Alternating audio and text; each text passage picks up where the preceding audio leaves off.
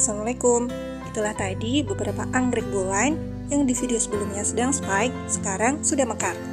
Dan inilah panduan merawat anggrek bulan agar bisa sukses sampai membungakannya. Anggrek bulan itu tidak wangi, tapi karena tidak wangi inilah yang membuat anggrek bulan bisa bertahan hingga berbulan-bulan. Anggrek yang wangi, seperti Cattleya contohnya, akan cenderung memikat serangga untuk mendatanginya, seperti lebah atau kupu-kupu yang nantinya akan terjadi penyerbukan. Dan kalau sudah terjadi penyerbukan, bunga anggrek akan layu. Karena anggrek bulan tidak wangi, anggrek bulan pun cenderung tidak memikat serangga untuk mendatanginya. Biasanya, pertanyaan yang diajukan ketika membeli anggrek bulan, apakah mousnya harus diganti dan dibuang semuanya? Jawabannya tergantung selera dan kebiasaan masing-masing. Bagi Anda yang super sibuk, tidak dapat menyiram anggrek setiap hari, maka mouse adalah pilihan yang baik.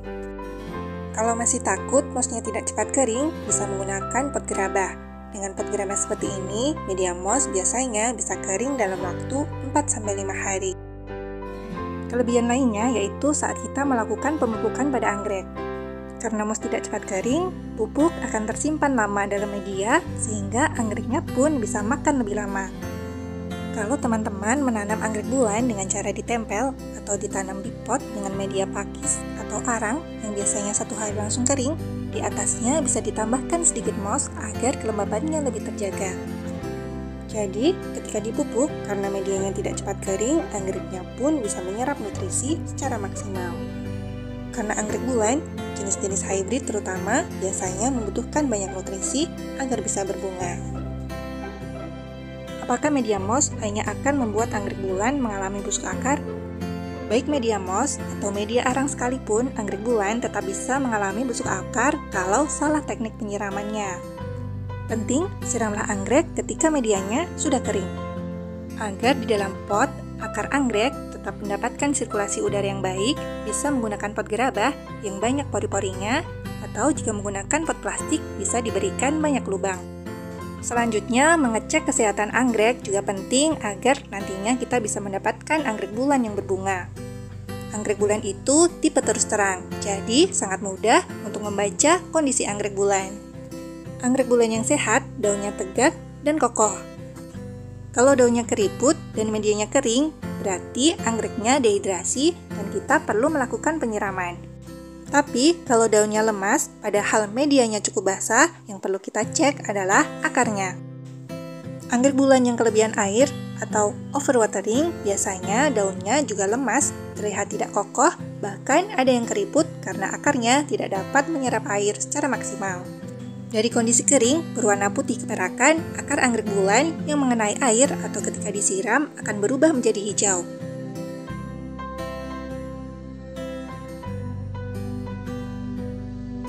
Tapi, akar anggrek bulan jika kelebihan air, warnanya akan cenderung kuning kecoklatan. Dan sebentar saja akan menunggu tubuhnya jamur sehingga akarnya pun menjadi busuk.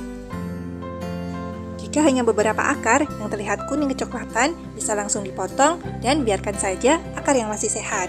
Tapi, kalau seluruh akar terlihat kuning, maka akar-akarnya perlu dipotong dan medianya perlu diganti.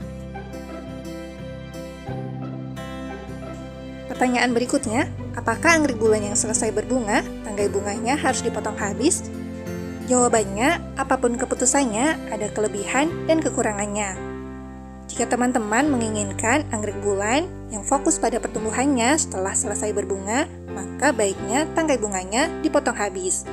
Kekurangannya, untuk menumbuhkan spike yang baru atau bakal tangkai bunga yang baru akan membutuhkan waktu yang lebih lama. Bagi teman-teman yang tinggal di dataran tinggi atau dengan daerah yang berawan sejuk, biasanya tidak akan menunggu waktu yang lama agar anggrek bulan bisa menumbuhkan spike lagi. Tapi yang tinggal di dataran rendah seperti saya, agar anggrek bulan bisa menumbuhkan spike yang baru, biasanya harus menunggu saat musim hujan tiba. Karena pemicu tumbuhnya spike yaitu suhu dingin saat musim hujan tiba. Kalau bekas tangkai bunga yang lama tidak dipotong, untuk dapat menikmati bunganya lagi, kita dapat menumbuhkan kanopi yang baru dari bekas tangkai bunga yang lama. Anggrek bulan kuning ini berhasil menumbuhkan 5 bunga yang baru dari tangkai bunga yang lama. Syaratnya, kebutuhan nutrisi anggrek bulan tercukupi sehingga kita bisa mendapatkan bunga yang baru, bahkan anakan yang baru dari bekas tangkai bunga yang lama.